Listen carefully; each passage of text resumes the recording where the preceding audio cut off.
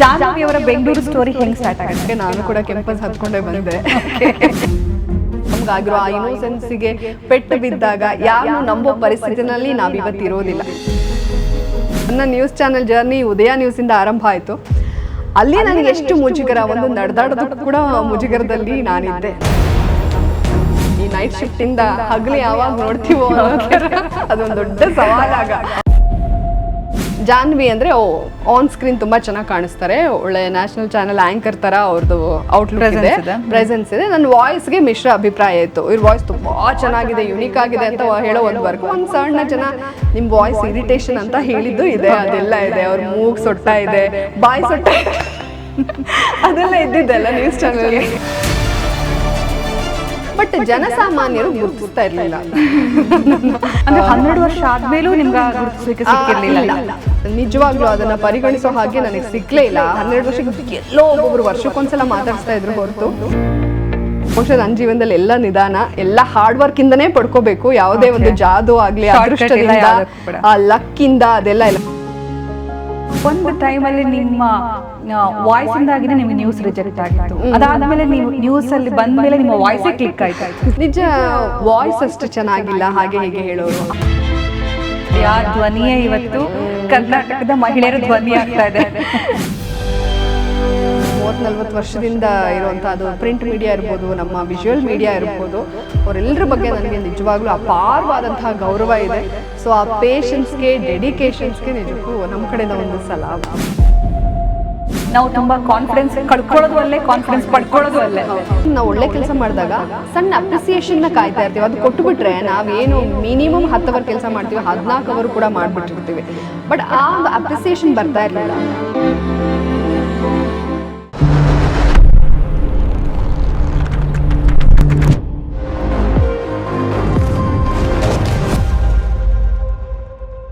ನಮಸ್ಕಾರ, ಸುಕನ್ಯಾ ಸ್ಟುಡಿಯೋಸ್ಗೆ ಸ್ವಾಗತ. ನಾನು ಸುಕನ್ಯಾ. ಇವತ್ತು ನನ್ನ ಜೊತೆಗೆ ಜಾಹ್ನವಿ ಅವ್ರು ನಮ್ಮ ಜೊತೆಗೆ ಜಾಯ್ನ್ ಆಗಿದ್ದಾರೆ. ಜಾಹ್ನವಿ, ಸುಕನ್ಯಾ ಸ್ಟುಡಿಯೋಸ್ಗೆ ಸ್ವಾಗತ. Thank you so much. Jahnavi ಅವರ ಮಗದೊಂದು ಚಾಪ್ಟರ್ ಅಂತಂದರೆ ಮತ್ತೆ ನಾನು ನನ್ನ ಹತ್ರ ಕರ್ಕೊಂಡ್ಬರ್ತೀನಿ ನಿಮ್ಮನ್ನು. ನನ್ನನ್ನು ಕೇಳಿದ್ರೆ 18-19 ವರ್ಷ ನಾನು ಮಾಧ್ಯಮದಲ್ಲೇ ಸುದೀರ್ಘವಾಗಿ ನಾನು ಇದ್ದಿದ್ದು.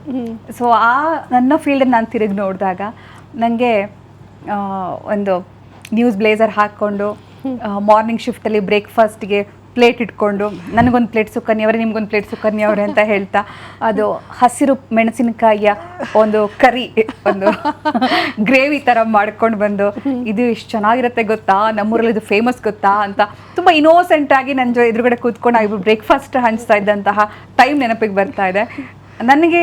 ನೀವು ಬೆಂಗಳೂರಿಗೆ ಬಂದ ಮೇಲೆ ಈ ಮಾಧ್ಯಮ ಜರ್ನಿ ಸ್ಟಾರ್ಟ್ ಆಯಿತು ಅಂತ ನೆನಪು. ಸೊ ಎಲ್ಲರೂ ಹೇಳ್ತಾರೆ, ನಾ ಬೆಂಗಳೂರಿಗೆ ಬಂದೆ ಕ್ಯಾಂಪಸ್ ಹತ್ಕೊಂಡು ಅಂತ ಒಂದು ಜರ್ನಿ ಸ್ಟಾರ್ಟ್ ಆಗುತ್ತೆ, ಕತೆ ಸ್ಟಾರ್ಟ್ ಆಗುತ್ತೆ. ಜಾಹ್ನವಿ ಅವರ ಬೆಂಗಳೂರು ಸ್ಟೋರಿ ಹೆಂಗೆ ಸ್ಟಾರ್ಟ್ ಆಗುತ್ತೆ? ನೀವು ಹೇಳಿದಾಗೆ ನಾನು ಕೂಡ ಕ್ಯಾಂಪಸ್ ಹತ್ಕೊಂಡೇ ಬಂದೆ. ಸೊ ಚೇಂಜಸ್ ಇಲ್ಲ ಅದರಲ್ಲಿ? ಹೌದು. ಆ್ಯಕ್ಚುಲಿ ನನಗೆ ಕ್ಯಾಂಪಸ್ ಹತ್ಕೊಳ್ಳೋ ಮುಂಚೆ ಅಲ್ಲಿದ್ದಾಗಲೇ ಆಲೋಚನೆ ಮಾಡಿದ್ದೆ, ಇಲ್ಲ ನಾನು ಹತ್ಕೊಂಡು ಬೆಂಗಳೂರಿಗೆ ಹೋಗಬೇಕು, ಅಲ್ಲಿ ನಮ್ಗೆ ಅವಕಾಶಗಳು ಜಾಸ್ತಿ. ಟಿ ವಿಯಲ್ಲಿ ಅದು ಮಾಧ್ಯಮ ಇರ್ಬೋದು, ಸಿನಿಮಾ, ಸೀರಿಯಲ್ ಎಲ್ಲದಕ್ಕೂ ಕೂಡ ವೇದಿಕೆ ಕಲ್ಪಿಸ್ಕೊಡೋದು ನಮ್ಮ ಬೆಂಗಳೂರು ಅಂತ. ನಮ್ಮ ಬೆಂಗಳೂರಿಗೆ ಒಂದು ದೊಡ್ಡ ನಮಸ್ಕಾರ. ನಮ್ಮಂತೆ ಎಷ್ಟು ಜನರಿಗೆ ಅನ್ನ ಕೊಟ್ಟಿದೆ ಇದು, ನಾವು ಬದುಕನ್ನು ಕಟ್ಕೊಂಡಿದ್ದೀವಿ. ಹಾಗಾಗಿ ನನಗೆ ಬೆಂಗಳೂರು ಅಂತಂದರೆ ಬಹಳ ಇಷ್ಟ, ತುಂಬ ಅಟ್ಯಾಚ್ಮೆಂಟ್. ಯಾಕಂದರೆ ಎಲ್ಲವನ್ನೂ ಕೊಟ್ಟಿರೋದು, ನೀವು ಹೇಳಿದಾಗೆ ಆಡು ಮುಟ್ಟದ ಸೊಪ್ಪಿಲ್ಲ ಅನ್ನೋ ಹಾಗೆ ಎಲ್ಲ ಕ್ಷೇತ್ರದಲ್ಲೂ ಕೈ ಆಡಿಸೋದಕ್ಕೆ ನನಗೆ ಅವಕಾಶ ಸಿಕ್ಕಿರೋದು ಈ ಬೆಂಗಳೂರಿಂದ.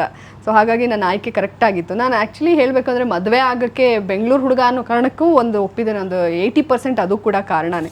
ಏನೋ ಒಂದು ಮಾಡೋದಕ್ಕೆ ಅವಕಾಶಗಳು ಜಾಸ್ತಿ ತೆರೆದುಕೊಳ್ಳೋದು ನಮಗೆ ಬೆಂಗಳೂರಿನಲ್ಲಿ ಅಂತ ಹಾಗೆ ಬಂದಿದ್ದು. ಅದಾದಮೇಲೆ ನೀವು ಹೇಳಿದ್ರಿ ಒಂದು ಇನ್ನೋಸೆಂಟ್, ಆ ಇನ್ನೋಸೆನ್ಸ್ ನನ್ನಲ್ಲಿ ಈಗಲೂ ಇದೆ. ಅಂದರೆ ಇನ್ನೋಸೆನ್ಸ್ ಒಳಗಡೆ ಹೋಗಿಲ್ಲ, ಹೊರಗಡೆ ತೋರ್ಕೊಳ್ಳುವಾಗ ನಾವು ಸ್ವಲ್ಪ ಟಫಾಗಿ ಕಾಣಿಸ್ತೀವಿ. ಯಾಕಂದರೆ ನಮಗಾಗಿರೋ ಆ ಇನ್ನೋಸೆನ್ಸಿಗೆ ಪೆಟ್ಟು ಬಿದ್ದಾಗ ಯಾರನ್ನೂ ನಂಬೋ ಪರಿಸ್ಥಿತಿನಲ್ಲಿ ನಾವಿವತ್ತು ಇರೋದಿಲ್ಲ. ಒಳಗಡೆ ಆ ಒಳ್ಳೆತನ ಇದೆ, ಒಳ್ಳೆತನ ಇಟ್ಕೊಂಡ್ಬಿಡ್ಬೇಕು, ಅದ್ರ ಇನ್ನೋಸೆನ್ಸ್ ಇರಬಾರ್ದು ಅಂತ. ಬಟ್ ನನಗೆ ಎಷ್ಟೋ ದೊಡ್ಡ ದೊಡ್ಡ ನಾಯಕರನ್ನ ಭೇಟಿಯಾದಾಗಲೂ ಅವರೆಲ್ಲರೂ ತುಂಬಾ ಇನ್ನೋಸೆಂಟ್. ಬಹುಶಃ ಅವರಲ್ಲಿರೋ ಇನ್ನೋಸೆನ್ಸ್ ಅವ್ರನ್ನ ಬೆಳೆಸುತ್ತೇನೋ ಅಂತ ಕೂಡ ನನಗೆ ಅನಿಸುತ್ತೆ. ಅದು ಬೇರೆ ಬೇರೆ ಪಕ್ಷಗಳಲ್ಲಿರ್ಬೋದು, ತುಂಬ ಮುಗ್ಧರಿರ್ತಾರೆ ಕೆಲವರು. ಅದನ್ನು ಹೇಳಿದ್ರೆ ಹೊರ ಜಗತ್ತಲ್ಲಿ ನಗ್ಬೋದು. ಎಲ್ಲ ಒಬ್ಬ ಮನುಷ್ಯನಲ್ಲಿ ಒಂದು ಮಗು ಇದೆ ಅನ್ನೋ ಹಾಗೆ ಆ ಮಗುನ ಅವ್ರು ಜೀವಂತವಾಗಿ ಇಟ್ಕೊಂಡಿರೋದಕ್ಕೆ ಬಹುಶಃ ಅವರು ದೊಡ್ಡ ಎತ್ತರದ ಪೊಸಿಷನ್ಗೆ ಹೋಗಿದ್ದಾರೆ ಅನ್ನೋದು ನಾನು ನೋಡಿದಾಗ ನನಗೆ ಅನಿಸಿರೋದು. ಆ ಮುಗ್ಧತೆ ಇತ್ತು, ಒಳ್ಳೆತನ ಇತ್ತು. ಆ ಊರಿನಲ್ಲಿದ್ದಾಗಲಂತೂ ನಮ್ದು ಅಷ್ಟೇ ಒಂದು ಪ್ರಪಂಚ, ಇದು ನಮಗೆ ಬೇರೆಯದ್ದೇ ಪ್ರಪಂಚ. ನನ್ನ ನ್ಯೂಸ್ ಚಾನೆಲ್ ಜರ್ನಿ ಉದಯ ನ್ಯೂಸಿಂದ ಆರಂಭ ಆಯಿತು. ಅಲ್ಲಿ ನನಗೆ ಎಷ್ಟು ಮುಜುಗರ, ಒಂದು ನಡೆದಾಡೋದಕ್ಕೂ ಕೂಡ ಮುಜುಗರದಲ್ಲಿ ನಾನಿದ್ದೆ. ಇಲ್ಲೊಂದು ಚೇಂಬರು, ಎಲ್ಲ ಮುಖ್ಯಸ್ಥರು ಇಲ್ಲಿ ಕೂರ್ತಾರೆ ಅಂದರೆ ನಮ್ಮ ಮೇಕಪ್ ರೂಮ್ ಅಲ್ಲಿರುತ್ತೆ, ವಾಯ್ಸ್ ಓವರ್ ರೂಮು. ಅಲ್ಲಿಂದ ನಾನು ಕಾರ್ಡ್ ಪಂಚ್ ಮಾಡಿ ಆಚೆ ಹೋಗಬೇಕು ಅಂದಾಗ ಅದೇ ಒಂದು ದೊಡ್ಡ ಇದು, ಎಲ್ಲ ಎದುರುಗಡೆ ನಾನು ನಡ್ಕೊಂಡು ಹೋಗ್ಬೇಕಲ್ಲ, ಆ ವಾಕಿಂಗ್ ಸ್ಟೈಲು, ಭಯಕ್ಕೆ ಆ ಮುಜುಗರ ಅಂಥದ್ದೊಂದು ಇದರಲ್ಲಿ ಇದ್ದೆ ನಾನು. ಅಲ್ಲಿ ಆಚೆ ಒಂದು ಹೋಗ್ಬಿಟ್ರೆ, ಹೆಜ್ಜೆ ಇಟ್ಬಿಟ್ರೆ ಅಬ್ಬಾ ಸತ್ಯ ಇಲ್ಲ ಬಂದ್ಬಿಟ್ಟೆ ಇವಾಗ ಎಲ್ಲ ಅಷ್ಟು ಮುಗ್ಧತೆ ಇತ್ತು ನನ್ನಲ್ಲಿ, ಆ ಭಯ ಇತ್ತು. ಸೊ ಅದಾದಮೇಲೆ ಉದಯ ನ್ಯೂಸಿಂದ TV9ಗೆ ನೈಟ್ ಶಿಫ್ಟಲ್ಲಿದ್ದೆ. ಹೌದು ಹೌದು. ನೀವು ಸುಕನ್ಯಾ ಅವರು very beautiful, very famous anchor TV9ನಲ್ಲಿ. ಆಗ ನಾನು ನೈಟ್ ಶಿಫ್ಟ್ ಮುಗಿಸಿ ಬೆಳಿಗ್ಗೆ ಇನ್ನೇನು ನಾನು ಹೊರಡಬೇಕು ಅನ್ನುವಾಗ, 6 ಗಂಟೆಗೆ ಹೊರಡಬೇಕು ಅನ್ನುವಾಗ ನೀವು ಬರ್ತಾ ಇದ್ರಿ, ರೆಡಿ ಆಗ್ತಾ ಇದ್ರಿ, ನೀವು ಸಿಗ್ತಾ ಇದ್ರಿ. ಹೌದು. ಸೊ ಬ್ರೇಕ್ಫಾಸ್ಟ್ ಮುಗಿಸ್ಕೊಂಡು ಹೋಗ್ತಾ ಇದ್ವಿ. ಆಮೇಲೆ ಅಲ್ಲಿ ಈವೆಂಟ್ ಆದ ನಾವು ಒಟ್ಟಿಗೆ ಹೋಗಿದ್ವಿ. ಹೌದು, ಆಫೀಸ್ ಪಾರ್ಟಿ ಆದಾಗ ಆಫೀಸ್ ಪಾರ್ಟಿಗೆ ಒಟ್ಟಿಗೆ ಹೋಗಿದ್ವಿ. ಹೌದು. ಸೊ ಹಾಗಾಗಿ ಅವಾಗ ಖುಷಿ ಆಗ್ಬಿಟ್ಟು ಏನು ತಿಂದೆ ಬಂದಿದ್ವಿ.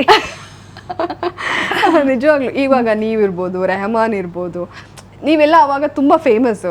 ನಿಮ್ಮನ್ನೆಲ್ಲ ನೋಡಿದಾಗ ನಮ್ಗೆ ಖುಷಿ ಆಗೋದು, ನಾನು ಕೂಡ ಯಾವಾಗ ಈ ರೀತಿ ಆ್ಯಂಕರಿಂಗ್ ಮಾಡೋದು, ಈ ನೈಟ್ ಶಿಫ್ಟಿಂದ ಹಗಲು ಯಾವಾಗ ನೋಡ್ತೀವೋ ಅನ್ನೋ ಥರ ಅದೊಂದು ದೊಡ್ಡ ಸವಾಲಾಗ. ಬಟ್ ಏನಂದರೆ ನನಗೆ ಈಗಲೂ ಕೂಡ ಒಂದು ಸಣ್ಣ ಬೇಜಾರು ಮಾಧ್ಯಮದಲ್ಲಿ ನಾನು ಕೆಲಸ ಮಾಡಿದ್ದಿದೆ ಅಂದರೆ, ಎಲ್ಲೋ ಒಂದು ಕಡೆ ಅವರು ಇನ್ನೂ ಗುರ್ತಿಸ್ಬೋದಾಗತ್ತೇನೋ ನನ್ನನ್ನು ಅನ್ನೋ ರೀತಿ ಇದೆ ನನಗೆ. ಎಲ್ಲ ಮಾಧ್ಯಮಗಳಲ್ಲ, ಅಂದರೆ ಬೇರೆ ಬೇರೆ ಸಂಸ್ಥೆನಲ್ಲಿ ಕೆಲಸ ಮಾಡಿದ್ದೆ. ಬಟ್ ಗೊತ್ತಿಲ್ಲ ನಾವೇ ಅವಾಗ ಚೆನ್ನಾಗಿ ಮಾಡಿಲ್ವಾ, ಅಥವಾ ನಮ್ಮ ಭಯದಿಂದನೇ ನಮ್ಮಲ್ಲಿರೋ ಟ್ಯಾಲೆಂಟ್ ಹೊರಗಡೆ ಬರ್ತಿರ್ಲಿಲ್ವಾ, ಅಥವಾ ನಾನು ಮಾಡಿನೋ ಗುರ್ತಿಸ್ತಿಲ್ವೋ ಏನೋ ಗೊತ್ತಿಲ್ಲ. ಬಟ್ ಒಂದು ಸಣ್ಣ ಬೇಜಾರಿರುತ್ತೆ. ಯಾಕಂದರೆ 12 ವರ್ಷ, ನೀವು ಬಿಡಿ 18 ವರ್ಷ ಇದ್ದೀರಾ, ಅದು 12 ವರ್ಷ ಅಂದರೆ ಅದೊಂದು ಸುದೀರ್ಘವಾದಂತಹ ಸೇವೆನೆ. ಹೌದು. ನನಗನ್ನಿಸ್ತಾ ಇದ್ದಿದ್ದು, ಬೇರೆ ಬೇರೆ ಚಾನಲ್ಗಳಲ್ಲೂ ಕೂಡ ನಾನು ಕೆಲಸ ಮಾಡಿದೆ 12 ವರ್ಷ. ನನಗೇನಂದರೆ ಗುರ್ತಿಸ್ಕೋಬೇಕು, ಜಾಹ್ನವಿ ಅಂತ ಗುರ್ತಿಸಿ ನನ್ನನ್ನು ಮಾತಾಡಬೇಕು ಅನ್ನೋದು ಬಹಳ ಆಸೆ ಇತ್ತಾ? ಅಯ್ಯೋ, ಇವಾಗಲೂ ಇದೆ ನನಗೆ. ಅದಕ್ಕೆ ಬಹುಶಃ ಈಗ ಒಂಚೂರು ಗುರ್ತಿಸೋ ಥರ ಆಗಿರೋದು. ಆಸೆ ಇರಬೇಕಲ್ಲ ಒಳಗಡೆ. ನಾನು ಬ್ಲೇಸರ್ ಹಾಕೊಂಡು, ಮೇಕಪ್ ಹಾಕೊಂಡು ಆಚೆ ಹೋದ್ರು ಈಗ ಮಾಧ್ಯಮದಲ್ಲಿ ಓಕೆ, ಜಾಹ್ನವಿ ಅಂದರೆ ಆನ್ ಸ್ಕ್ರೀನ್ ತುಂಬ ಚೆನ್ನಾಗಿ ಕಾಣಿಸ್ತಾರೆ, ಒಳ್ಳೆ ನ್ಯಾಷನಲ್ ಚಾನಲ್ ಆ್ಯಂಕರ್ ಥರ ಅವ್ರದ್ದು ಔಟ್ಲುಕ್ ಇದೆ, ಪ್ರೆಸೆನ್ಸ್ ಇದೆ. ನನ್ನ ವಾಯ್ಸ್ಗೆ ಮಿಶ್ರ ಅಭಿಪ್ರಾಯ ಇತ್ತು. ಇವ್ರ ವಾಯ್ಸ್ ತುಂಬ ಚೆನ್ನಾಗಿದೆ, ಯುನೀಕ್ ಆಗಿದೆ ಅಂತ ಹೇಳೋ ಒಂದು ವರ್ಗ, ಒಂದು ಸಣ್ಣ ಜನ ನಿಮ್ಮ ವಾಯ್ಸ್ ಇರಿಟೇಷನ್ ಅಂತ ಹೇಳಿದ್ದು ಇದೆ, ಅದೆಲ್ಲ ಇದೆ. ಅವ್ರ ಮೂಗ್ ಸೊಟ್ಟ ಇದೆ, ಬಾಯಿ ಸೊಟ್ಟ ಅದೆಲ್ಲ ಇದ್ದಿದ್ದೆಲ್ಲ ನ್ಯೂಸ್ ಚಾನಲ್ಗೆ. ಅದೆಲ್ಲ ಇದ್ದಾಗ ಓಕೆ, ಅದನ್ನೆಲ್ಲ ಮೀರಿನೇ ನಾವು ಬರಬೇಕು. ಅಲ್ಲಿ ಜಾಹ್ನವಿ ಫೇಮಸ್, ಜಾಹ್ನವಿ ನೋಡಿದ್ರೆ ಆನ್ ಸ್ಕ್ರೀನ್ ಏನು ಸಖತ್ತಾಗಿ ಕಾಣಿಸ್ತಾಳೆ, ವಾಯ್ಸ್ ನೋಡಿದ್ಯಾ ಹಿಂಗೆ ಅಂತ. ಬಟ್ ಜನಸಾಮಾನ್ಯರು ಗುರ್ತಿಸ್ತಾ ಇರಲಿಲ್ಲ. ನನಗದು ಬೇಜಾರಿತ್ತು. 12 ವರ್ಷ ಅಷ್ಟು ನೈಟ್ ಶಿಫ್ಟ್ ಮಾಡಿದ್ದೀನಿ. ಇವಾಗಲೂ ಕೂಡ ನನಗನ್ಸುತ್ತೆ, ಅಂದರೆ 12 ವರ್ಷ ಆದಮೇಲೂ ನಿಮ್ಗೆ ಗುರುತಿಸೋಕೆ ಸಿಕ್ಕಿರಲಿಲ್ಲ. ನಿಜವಾಗ್ಲೂ ಅದನ್ನು ಪರಿಗಣಿಸೋ ಹಾಗೆ ನನಗೆ ಸಿಕ್ಕಲೇ ಇಲ್ಲ. 12 ವರ್ಷಕ್ಕೆ ಎಲ್ಲೋ ಒಬ್ಬೊಬ್ರು ವರ್ಷಕ್ಕೊಂದ್ಸಲ ಮಾತಾಡಿಸ್ತಾ ಇದ್ರು ಹೊರತು ಯಾರು ಕೂಡ ನಿಮ್ಮ ಪ್ರೆಸೆನ್ಸ್ ಹಂಗಿದೆ ಹಿಂಗಿದೆ ಅಂತ ನ್ಯೂಸ್ ಚಾನಲಲ್ಲಿ ನನಗೆ ಹೇಳಿಲ್ಲ. ನನ್ನ ಚಾನಲ್ಗಳೆಲ್ಲ ಅಷ್ಟೇ ಫೇಮಸ್ಸು ಜಾಹ್ನವಿ. ಹೊರಗಡೆ ಬಂದಾಗ ನಾವು ಹೇಳ್ಕೊಂಡು ಮಾಡಿದರೆ ಹೌದಾ ಏನೋ ನಾವು ನೋಡಿಲ್ಲ ಅಂತಿದ್ರೇನೋ, ಆ ಥರ ಆಗಿದೆ. ನನಗೆ ಇರೋದನ್ನೇ ನಾನು ಹೇಳಬೇಕು. ಚಾನಲ್ಗಳಲ್ಲಿ ನನ್ನ ಗುರುತಿಸ್ತಾರೆ, ಬಟ್ ಹೊರಗಡೆ ಜನರು ನನ್ನನ್ನೇನು ಅಷ್ಟು ರೆಕಗ್ನೈಸ್ ಮಾಡಲ್ಲ ಅಂತ. ಬಟ್ ಇಂಟರ್ವ್ಯೂಸ್ನಲ್ಲೆಲ್ಲ ತುಂಬ ಇಷ್ಟಪಡೋರು ಬೇರೆ ಬೇರೆ ಈ ಸಿನಿಮಾ ನಟರು, ನಟಿಯರು, ಸೀರಿಯಲ್ ಅವರು ಜಾಹ್ನವಿನೇ ಇಂಟರ್ವ್ಯೂ ಮಾಡಬೇಕು, ಆ ಥರದ್ದೆಲ್ಲ ನನ್ನ ಇಂಟರ್ವ್ಯೂಗಳು ಫೇಮಸ್ ಆಗ್ತಿತ್ತು. ಬಟ್ ನಾನು ಅಂದ್ಕೊಂಡು ಹಾಗೆ ಒಂದು ರೆಕಗ್ನಿಷನ್ ಸಿಗ್ತಾ ಇರಲಿಲ್ಲ. ನಾನು ಇವತ್ತು ಕೂಡ ಮೊನ್ನೆ ಕಾರಲ್ಲಿ ಹೋಗುವಾಗ ಅನ್ಕೋತಾ ಇದ್ದೆ, ಅವಾಗ ಮುಗುಳುನಗೆ ಆ ಸಾಂಗ್ನ ಹಾಕ್ಕೊಂಡು ಬೆಳಗ್ಗೆ 4:15 ಎದ್ದು ಫಸ್ಟ್ ಶಿಫ್ಟ್ ಇದ್ದಾಗ, ಯಾಕಂದರೆ ಪಿಕಪ್ ಇರುತ್ತೆ, ಡ್ರಾಪ್ ಇರಲ್ಲ. ಸೊ ಆ ಡ್ರಾಪ್ಗೆ ಕ್ಯಾಬಿಗೆ ಅಷ್ಟು ಕೊಡಬೇಕಾಗತ್ತೆ ಅಂತ ಹೇಳಿ ಈ 2 ವೀಲರಲ್ಲಿ ಬಂದುಬಿಡ್ತಾ ಇದ್ದೆ. ಆ 2 ವೀಲರು ಸರಿ ಇರ್ತಿರಲಿಲ್ಲ, ಅಷ್ಟು ಲಗೇಜು. ಯಾಕಂದರೆ ಸೆಗ್ಮೆಂಟಿಗೆ ಒಂದು ಡ್ರೆಸ್ಸು ಅದು ಇದು, ನನ್ನ 2 ವೀಲರಲ್ಲಿ ಕಾಲಿಡೋಕ್ಕೂ ಜಾಗ, ಅಷ್ಟೆಲ್ಲ ಹೊತ್ಕೊಂಡು ಹೋಗ್ತಾ ಇದ್ವಲ್ಲ. ಅದನ್ನೆಲ್ಲ ನೆನೆಸ್ಕೊಂಡ್ರೆ ಇವತ್ತಿಗೆ ನಮಗೆ ಪಾಪ ಎಷ್ಟೆಲ್ಲ ಮಾಡಿಬಿಟ್ವಿ. ಸಣ್ಣ ಮಕ್ಕಳು ಅವ್ರನ್ನೆಲ್ಲ ಬಹುಶಃ ನಾವು ಅಷ್ಟು ಕಷ್ಟಪಟ್ಟು ಕೆಲಸದಲ್ಲಿ ಶ್ರದ್ಧೆ ಇದ್ದಿದ್ದಕ್ಕೆ ಮೋಸ್ಟ್ಲಿ ಆವಾಗ ಕಷ್ಟಪಟ್ಟಿದ್ದು ಇವಾಗ ಕೈ ಹಿಡಿತಾ ಇದೆಯೋ ಏನೋ. ಆ ಥರದ್ದೆಲ್ಲ ಅನುಭವಗಳು ನನಗೆ ಇವತ್ತು ಕೂಡ ನೆನಪು ಮಾಡಿಕೊಂಡಾಗ ಮಾಧ್ಯಮಗಳ ಬಗ್ಗೆ ಆಗುತ್ತೆ.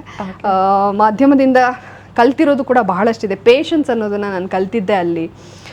ರಾತ್ರೋರಾತ್ರಿ ನಮ್ಮನ್ನು ಯಾರೂ ಗುರುತಿಸಲ್ಲ. ಇಲ್ಲಿ ಕೆಲಸ ಮಾಡಬೇಕು ಅಂತಂದರೆ ವ್ಯಕ್ತಿತ್ವ ಕೂಡ ತುಂಬ ಇಂಪಾರ್ಟೆಂಟ್ ಆಗುತ್ತೆ. ನಮ್ಮ ಏನಿದೆ ಆ ಹಮ್ಮು ಬಿಮ್ಮು ಎಲ್ಲನೂ ಮರೆತಿ ಅಲ್ಲೇ ಡೆಸ್ಕಲ್ಲೇ ಮರೆತು ನಾವು ಹೋಗಬೇಕು ನ್ಯೂಸ್ಗೆ ಅನ್ನೋದು ಕೂಡ ಅದು ಒಂದು ರೀತಿಯ ಬಿಗ್ ಬಾಸ್ ಶೋನೇ. ಹೌದು. ಅಲ್ಲಿ ಹೇಗೆಲ್ಲ ಅಬ್ಸರ್ವ್ ಮಾಡ್ತಾರೆ, ಹೇಗೆಲ್ಲ ಇದು ಅದೆಲ್ಲ ನನಗೆ ಮಾಧ್ಯಮದ್ದು ಸುದೀರ್ಘ ಅವಧಿಗೆ ಎಲ್ಲೋ ಒಂದು ಕಡೆ ನನ್ನನ್ನು ಅಷ್ಟು ತುಂಬ ರೆಕಗ್ನೈಸ್ ಮಾಡಿದರು ಚಾನೆಲ್ಗಳಲ್ಲಿ ಅಂತ ನನಗನ್ಸಲ್ಲ. ತುಂಬ ಜನ ನನ್ನ ರೆಕಗ್ನೈಸ್ ಮಾಡಿ ಅವಕಾಶಗಳನ್ನ ಕೊಟ್ಟಿದ್ದಾರೆ ಕೆಲವು ಸಂಸ್ಥೆಗಳಲ್ಲಿ. ಇನ್ನು ಕೆಲವು ಸಂಸ್ಥೆಗಳಲ್ಲಿ ಇನ್ನೂ ಕೊಡ್ಬೋದಾಗಿತ್ತೇನೋ ಅನ್ನೋ ಥರನೇ ಅನ್ಸುತ್ತೆ. ಬಹುಶಃ ಅದು ತುಂಬಾ ಚೆನ್ನಾಗಿ ಸಿಕ್ಬಿಟ್ಟಿದ್ರೆ ಅಲ್ಲೇ ಇರ್ತಾ ಇದ್ವೇನೋ, ಬೇರೆ ಬೇರೆ ಫೀಲ್ಡಿಗೆ ಬರಕ್ ಆಗ್ತಾ ಇರ್ಲಿಲ್ಲ. ಬಟ್ ಆಗೋದೆಲ್ಲ ಒಳ್ಳೇದಕ್ಕೆ. ಬಟ್ ತುಂಬಾ ಕಲ್ತಿದ್ದೀನಿ. ಇವತ್ತು ನೀವು ತುಂಬಾ ಚೆನ್ನಾಗಿ ಮಾತಾಡ್ತೀರಾ, ಹೋರಾಟಗಳನ್ನ ನಾವು ತಿಳ್ಕೊಂಡಿದೀವಿ ಅಂದ್ರೆ ಮಾಧ್ಯಮದಲ್ಲಿ ಇದ್ದಿದ್ದಕ್ಕೇನೆ. ಹಾಗಾಗಿ ಆಮೇಲೆ ಮೋಸ್ಟ್ಲಿ ನೀವು ತೆರೆಯಲ್ಲಿ ಬೇರೆ ರೀತಿ ಕಾಣಿಸ್ಕೊಳ್ಳಕ್ ಶುರು ಆದ್ಮೇಲೆ ಗೊತ್ತಾಗಿದ್ದು ಇವ್ರು ಮಾಧ್ಯಮದಲ್ಲಿ ಇದ್ದ ಜಾನವಿ ಅಂತ. ಅದನ್ನೇ ನಾನು ಹೇಳ್ಬೇಕು ಅಂತಿದ್ದೆ. ಶೋಗಳಿಗೆ ಬಂದ ಮೇಲೆ ನೀವು ನ್ಯೂಸ್ ಆಂಕರ್ ಅಲ್ವಾ, ಇವಾಗ ಹೇಳ್ತಾರೆ ನೀವು ನ್ಯೂಸ್ ಆಂಕರ್ ಅಲ್ವಾ ಅಂತ. ನಾನು ಎಲ್ಲ ಬಿಟ್ಟು ಎಲ್ಲ ಆದ್ಮೇಲೆ ಇವಾಗ ನ್ಯೂಸ್ ಆಂಕರ್ ಅಂತಾರೆ. ಸೊ ಅವಾಗ್ಲೇ ಗುರ್ತಿಸಿದ್ರೆ ಬೇರೆ ತರ ಇರ್ತಿತ್ತು ಅನ್ನೋ ತರ ಅನ್ಸುತ್ತೆ. ಇನ್ನು ಅಂದ್ರೆ ಎಫರ್ಟ್ ಹಾಕ್ತಿದ್ದೆ, ಎಲ್ಲ ಹಾಕ್ತಿದ್ದೆ. ಬಟ್ ನನ್ಗೆ ಅದೊಂದು ಬೇಜಾರಿತ್ತು. ಇಲ್ಲ ಏನು ಜನ ನೋಡಲ್ವಾ ನ್ಯೂಸ್ ಚಾನೆಲ್ ಈ ತರದೆಲ್ಲ. ನಿಮ್ ರಿಯಾಕ್ಷನ್ ಫನ್ನಿ ವೇನಲ್ಲಿ ನೋಡೋದಾದ್ರೆ ನೀವೀಗ ಒಂದ್ ಕಡೆ ಚೆನ್ನಾಗಿ ರೆಡಿಯಾಗಿ ಹೋಗಿರ್ತೀರಾ, ಬಟ್ ಯಾರು ಗುರ್ತಿಸ್ಬೇಕಂತ ರೆಡಿಯಾಗಿ ಹೋಗಿರ್ತೀರಾ, ಗುರ್ತಿಸಲ್ಲ. ಯಾವಾಗ ನೀವು ಯಾರು ಗುರ್ತಿಸೋದು ಬೇಡಪ್ಪ, ನಾನು ನನ್ನ ಪಾಡಿಗೆ ಆರಾಮಾಗಿರ್ತೀನಿ ಅಂತ ಏನು ರೆಡಿ ಆಗದೆ ಹೋಗಿರ್ತೀರಾ, ಅವಾಗ ಗುರ್ತಿಸ್ತಾರೆ. ಸೊ ಆತರ ಇನ್ಸಿಡೆಂಟ್ ಆಗಿದೆ ನೋಡಿ. ನಾವು ಚಾನೆಲ್ ಅಲ್ಲಿ ಇದ್ದಾಗ ಈಗೆಲ್ಲ ಆಂಕರ್ಸ್ ಗಳೆಲ್ಲ ಜೊತೆಯಾಗಿ ಹೋಗಿ ಕಾಫಿ ಟೀ ಕುಡಿಯೋದೆಲ್ಲ, ಎಲ್ರು ಬ್ಲೇಸಲ್ಲಿ ಇರ್ತೀವಿ. ಎಲ್ರು ನಾವು ಆಂಕರ್ಸ್ ಅನ್ನೋದು ನಮ್ಗಿರುತ್ತೆ. ನಮ್ಮನ್ನ ಯಾರು ಬಂದು ಏನು ಮಾತಾಡಿಸ್ತಾ ಇರ್ಲಿಲ್ಲ. ಎಲ್ಲೋ ನೋಡಿದ್ದೀನಲ್ಲ ನಿಮ್ಮನ್ನ, ಹಿಂಗೆ ಅವಾಗ ಎಲ್ಲಿ ನೋಡಿದ್ದೀರಾ, ಎಲ್ಲೋ ನಿಮ್ಮ ವಾಯ್ಸ್ ಕೇಳಿದ್ದೀನಿ, ಈ ಥರ ಗುರ್ತಿಸ್ತಾ ಇದ್ರು.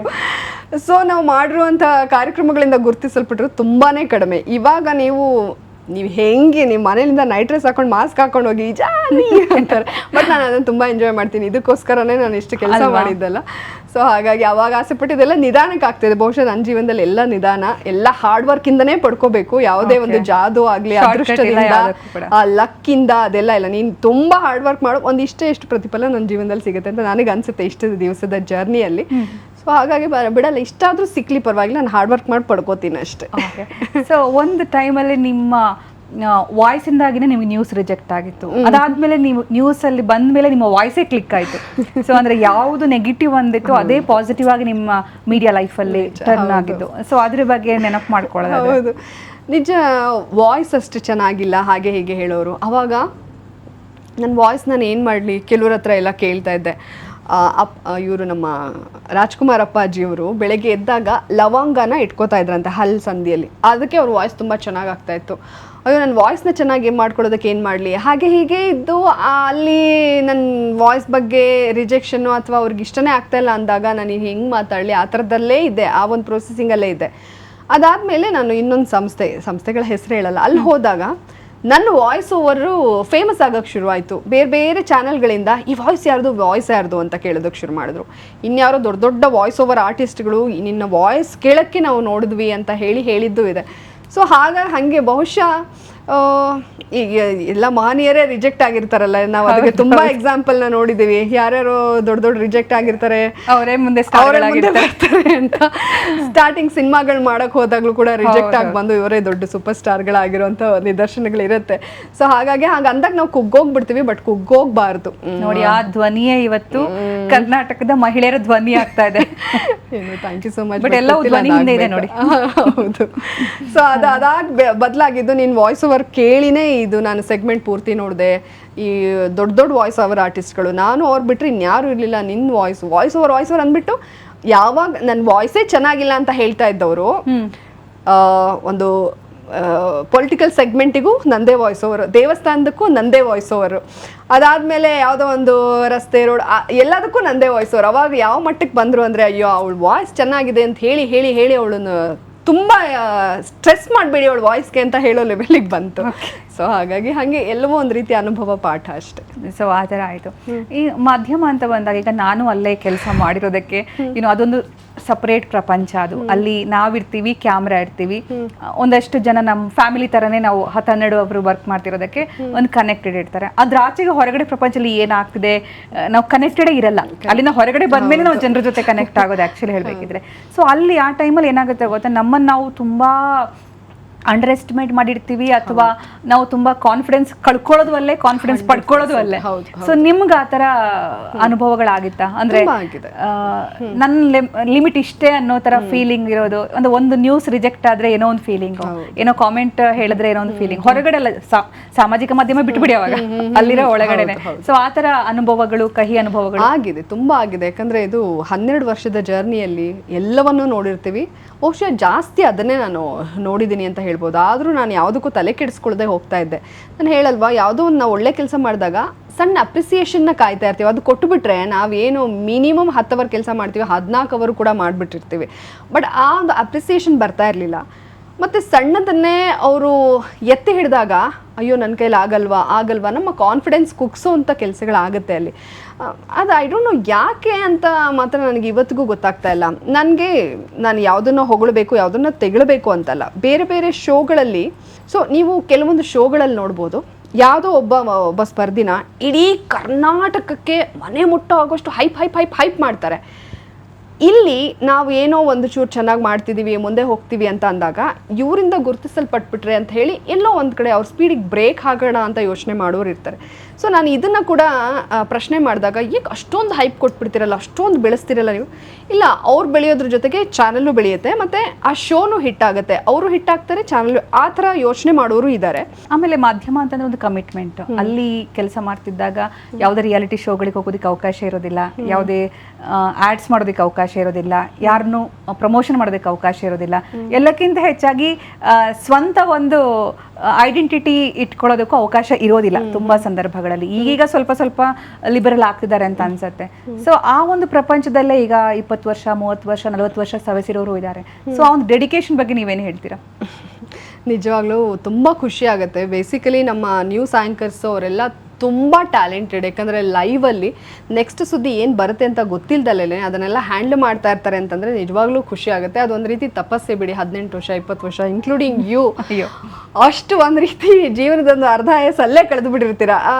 ನಿಜವಾಗ್ಲೂ ಖುಷಿ ಆಗುತ್ತೆ. ಆ ನಂಬಿಕೆ ಇರ್ಬೋದು, ಮುಂಬರೋ ದಿನಗಳ ಮೇಲೆ ನೀವಿಟ್ಟಂಥ ನಂಬಿಕೆ, ಅದು ಕೂಡ ಕಾರಣ ಆಗುತ್ತೆ. ಯಾಕಂದರೆ ಮಾಧ್ಯಮದಲ್ಲಿ ನಾನು ಯೋಚನೆ ಮಾಡಿದ್ದೀಗ 12 ವರ್ಷ ಇದ್ದೀನಿ, ನೆಕ್ಸ್ಟ್ 5 ಇಯರ್ಸ್ ಇದ್ದರೆ ನಾನು ಎಲ್ಲಿ ತನಕ ಇರ್ಬೋದು, ಇನ್ನು ನೆಕ್ಸ್ಟ್ 5 ಇಯರ್ಸ್ ಇದ್ದರೆ ಎಲ್ಲಿ ತನಕ ಇರ್ಬೋದು ಅಂತ ನಾನು ಯೋಚನೆ ಮಾಡಿದೆ. ಆವಾಗ ನನ್ನ ಭವಿಷ್ಯ ನನಗೆ ಕಂಡಾಗ ನಾನು ಹೊರಗಡೆ ಹೆಜ್ಜೆ ಇಟ್ಟೆ, ಇಲ್ಲೊಂದು ಟ್ರೈ ಮಾಡೋಣ ಅಂತ.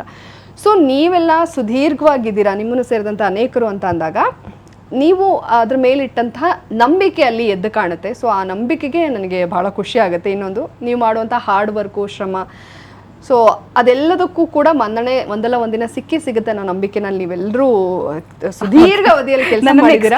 ಮಾಡ್ತೀನಿ ನಾನು ಇದರಿಂದ ಸ್ವಲ್ಪ ಅಂದ್ರೆ ಮಾಧ್ಯಮ ರಂಗದಿಂದ ಸ್ವಲ್ಪ ಹೊರಗಡೆ ಬಂದಿದ್ದೀನಿ, ನ್ಯೂಸ್ ಚಾನೆಲ್ ರಂಗದಿಂದ ಹೊರಗಡೆ ಬಂದಿದ್ದೀನಿ. ಬಟ್ ನನ್ನ ನಿರೂಪಣೆ ಎಲ್ಲವೂ ಕೂಡ ಇವಾಗಲೂ ಇದೆ. ಬಟ್ ಹೇಳಿದೆ ನಾನು ನಮ್ದು ಇನ್ನೂ ಕೂಡ ಸಣ್ಣ ಸೇವೆ ಅಂತ ಅನ್ಸುತ್ತೆ, ಅಥವಾ ಸಣ್ಣ ಕೆಲಸ ಅಂತಾನೆ ಅನ್ಸುತ್ತೆ. ಇನ್ನು ಈಗ 30 ವರ್ಷ 40 ವರ್ಷ ನಮ್ಮ ತುಂಬಾ ಸೀನಿಯರ್ ನಿರೂಪಣೆ ಮಾಡೋರು, ನ್ಯೂಸ್ ಆಂಕರ್ಸ್, ಜರ್ನಲಿಸ್ಟ್ಗಳು, ಅವ್ರನ್ನೆಲ್ಲ ನೋಡಿದಾಗ ನಿಜವಾಗ್ಲೂ ಎಂತ ಡೆಡಿಕೇಶನ್ ಬೇಕು ಅಂತ ಅನ್ಸುತ್ತೆ. ನಿಜ. ಆಮೇಲೆ ಇನ್ನೊಂದು, ಮಾಧ್ಯಮದಲ್ಲಿ ಫಿನಾನ್ಷಿಯಲ್ ಸ್ಕೇಲ್ ಕಂಪೇರ್ ಮಾಡಿದ್ರು ಕೂಡ ತುಂಬಾ ಹೈ ಲೆವೆಲ್ ಅಲ್ಲಿ ಇರೋದಿಲ್ಲ. ಸೊ ಆ ಸಂದರ್ಭದಲ್ಲಿ ಅದಕ್ಕೆ ಮನಸ್ಸು ಅಡ್ಜಸ್ಟ್ ಮಾಡಿಕೊಂಡು ಬದುಕನ್ನ ಸೀಮಿತಗೊಳಿಸೋದಿರುತ್ತಲ್ಲ, ನಿಜವಾಗ್ಲೂ ಅದಕ್ಕೆ ಆ ಕಮಿಟ್ಮೆಂಟ್ಗೆ ಹ್ಯಾಟ್ಸ್ ಆಫ್ ಅಂತ. ಹೌದು, 100%. ಯಾಕಂದ್ರೆ ಅವ್ರು ನೋಡಿ ಆ ಮೂಲಕ ಅವರು ಸಮಾಜ ಸೇವೆ ಮಾಡ್ತಾ ಇರ್ತಾರೆ. ಅಂದ್ರೆ ಪ್ರಜಾಪ್ರಭುತ್ವದ 4ನೇ ಅಂಗ ಮಾಧ್ಯಮ, ತಪ್ಪುಗಳನ್ನ ಎತ್ತಿ ಹಿಡಿದು ಪ್ರಶ್ನೆ ಮಾಡಿ, ಧೈರ್ಯದಿಂದ ಅದನ್ನು ಪ್ರಶ್ನೆ ಮಾಡಿ, ಅದೊಂದು ಸತತ ಪ್ರಯತ್ನ ಅದು. ಸೊ ಹಾಗಾಗಿ 30-40 ವರ್ಷದಿಂದ ಇರುವಂಥ ಅದು ಪ್ರಿಂಟ್ ಮೀಡಿಯಾ ಇರ್ಬೋದು, ನಮ್ಮ ವಿಜುವಲ್ ಮೀಡಿಯಾ ಇರ್ಬೋದು, ಅವರೆಲ್ಲರ ಬಗ್ಗೆ ನನಗೆ ನಿಜವಾಗ್ಲೂ ಅಪಾರವಾದಂತಹ ಗೌರವ ಇದೆ. ಸೊ ಆ ಪೇಷನ್ಸ್ಗೆ, ಡೆಡಿಕೇಶನ್ಸ್ಗೆ ನಿಜಕ್ಕೂ ನಮ್ಮ ಕಡೆಯಿಂದ ಒಂದು ಸಲಾಮ್ ಅಲ್ವಾ. ಸೊ ನಿಮ್ಮ ಫಸ್ಟ್ ಲೈವ್ ಫೇಸ್ ಮಾಡಿದಾಗ ಹೆಂಗಿತ್ತು ಎಕ್ಸ್ಪೀರಿಯನ್ಸ್? ಅಯ್ಯೋ, ತುಂಬ ಗಡಗಡ ನಡಗ್ಬಿಟ್ಟಿದ್ದೆ ವಾಯ್ಸು. 6 o'clock ನ್ಯೂಸು, ಉದಯ ನ್ಯೂಸಲ್ಲಿ ಫಸ್ಟ್ ಡೇ. ಓಕೆ, ನನಗೆ ಸೆಲೆಕ್ಷನ್ ಆದಾಗ ಅಯ್ಯೋ ನಿಮ್ಮ ಕನ್ನಡ ತುಂಬ ಚೆನ್ನಾಗಿದೆ, ನಿಮ್ಗೇನು ಟ್ರೈನಿಂಗೇ ಬೇಡ ಹಾಗೆ ಹೀಗೆ ಅಂತ ಆಯಿತು. ಬಟ್ ವೆರಿ ಫಸ್ಟ್ ಡೇ ಆ ಉದಯದೊಂದು ಮ್ಯೂಸಿಕ್ ಬರುತ್ತಲ್ಲ, ಟಿಟುಡು ಟಿಟುಡು ಟಿಟುಡು, ಅದು ಬರೋ ಅಷ್ಟರಲ್ಲಿ ನಾನಿಲ್ಲಿ ಅಬ್ಬಬ್ಬಾ ತುಂಬ ಭಯ ಆಗ್ತಾಯಿತ್ತು. ಅದಾದಮೇಲೆ ನೆಕ್ಸ್ಟ್ ಡೇ ಒಂದು ರೀತಿ ಸರಿ ಹೋಗ್ಬಿಡ್ತು. ಬಟ್ ನಮ್ಮ ಕುತ್ಕೊಳ್ಳೋ ಪೋಸ್ಚರು, ಆ ಬಾಡಿ ಲ್ಯಾಂಗ್ವೇಜು, ಅದ್ರ ಮೇಲೆಲ್ಲ ಗೊತ್ತಲ್ಲ, ಡೇ ಬೈ ಡೇ ವರ್ಕ್ ಆಗ್ತಾನೆ ಇರಬೇಕಿತ್ತು. ಅದನ್ನ ತುಂಬಾ ಜಾಸ್ತಿ ಅಲ್ಲಾಡೋದು ಅದೆಲ್ಲ ಮಾಡೋ ಫ್ಲೆಕ್ಸಿಬಲ್ ಇವಾಗಲೇ ಆಗ್ತಿರೋದು ನಾವು. ಹಿಂಗೆ ಕೂತ್ರೆ ಫ್ರೇಮ್ ಮಿಸ್ ಆಗುತ್ತೆ ಅಂತ ಹೀಗೆ ಕೂತ್ಕೊಳ್ತಾ ಇದ್ವಿ ನಾವು. ಏನೋ ಒಂಚೂರು ಆ್ಯಟಿಟ್ಯೂಡಲ್ಲಿ ಒಂದು ಆ್ಯಟಿಟ್ಯೂಡ್ ಕ್ಯಾರಿ ಮಾಡಿ ಹಂಗೆ ಓದೋಣ ಹಿಂಗೆ ಓದೋಣ ಅಂತ ಸ್ಟೈಲ್ ಮಾಡೋಕ್ಕೂ ಅಲ್ಲಿ ಬೈಸ್ಕೊತಾ ಇದ್ವಿ ಸ್ಟಾರ್ಟಿಂಗಲ್ಲಿ. ಆ ಥರದ್ದೆಲ್ಲ ಅನುಭವಗಳಾಗಿದೆ. ಓಕೆ. ಸೊ ಫಸ್ಟ್ ಸ್ಯಾಲ್ರಿ ಅಂತ ಥಿಂಕ್ ಮಾಡಿದಾಗ ಐ ಥಿಂಕ್ ಫಸ್ಟ್ ಸ್ಯಾಲ್ರಿ ನನಗೆ 5,500 6,000 ಉದಯ ನ್ಯೂಸಲ್ಲಿ ಇರುವಾಗ. ಒಂದು ನ್ಯೂಸ್ಗೆ 400 ರೂಪಾಯಿ ಇತ್ತು ನಾನಿದ್ದಾಗ. ಸೊ ನಮಗೆ ಅದು ಸ್ಕೆಡ್ಯೂಲ್ ಬಂದ್ಬಿಟ್ರೆ ಈ ತಿಂಗಳು ಎಷ್ಟಾಗ್ಬೋದು, ನಮಗೆ ಎಷ್ಟು ನ್ಯೂಸ್ ಸಿಗುತ್ತೆ ಅದ್ರ ಮೇಲೆ ಲೆಕ್ಕ ಹಾಕ್ತಾ ಇದ್ವಿ. ಸೊ ಹಾಗಾಗಿ ನನ್ನ ಮೊದಲ ಸ್ಯಾಲ್ರಿ. ಓಕೆ. ಸೊ ಮಾಧ್ಯಮ 12 ವರ್ಷಗಳ ಕಾಲ ದೊಡ್ಡ ಒಂದು ಇದೆ, ಅದು ಯುಗನೇ ಅದು ಒಂಥರ. ಸೊ ಸೊ ಅದು ಕಂಪ್ಲೀಟ್ ಆಗಿ ಮತ್ತೆ ಆ ಕಡೆಗೆಲ್ಲ ಹೋದ್ರಿ, ಇವಾಗ ಇಲ್ಲಿ ಬಂದಿದ್ದೀರಾ. ಸೊ ಮತ್ತೆ ಈಗ ನೆಕ್ಸ್ಟ್ ಚಾಪ್ಟರ್ಗೆ ಹೋಗ್ಬೇಕಂತಂದ್ರೆ ಮತ್ತೆ ನನಗೆ ಜಾಹ್ನವಿ ಬೆಂಗಳೂರಿಗೆ ಬರೋಕ್ ಮುಂಚೆ, ಕೆಂಪ್ ಬಸ್ ಹತ್ತೋಕ್ ಮುಂಚೆ ಹೆಂಗಿದ್ರು ಅಂತ ಒಂದು ಕ್ಯೂರಿಯಾಸಿಟಿ ಇರುತ್ತೆ. ಬಹಳ ಕಡೆಗಳಲ್ಲಿ ನೀವು ಮಾತಾಡಿದ್ರು ಕೂಡ ನಮ್ಮ ಚಾನಲ್ ಅಲ್ಲಿ ಒಂದಷ್ಟು ಕುತೂಹಲ ಇದೆ, ಏನ್ ಮಾತಾಡ್ತಾರೆ ಜಾಹ್ನವಿ ಅಂತ. ಸೊ ನೆಕ್ಸ್ಟ್ ಚಾಪ್ಟರ್ಗೆ ಹೋಗೋಣ. 100% ಮೋಸ್ಟ್ಲಿ KGF ಇಷ್ಟು ಚಾಪ್ಟರ್ ಆಗಿಲ್ಲ ಅನ್ಸುತ್ತೆ.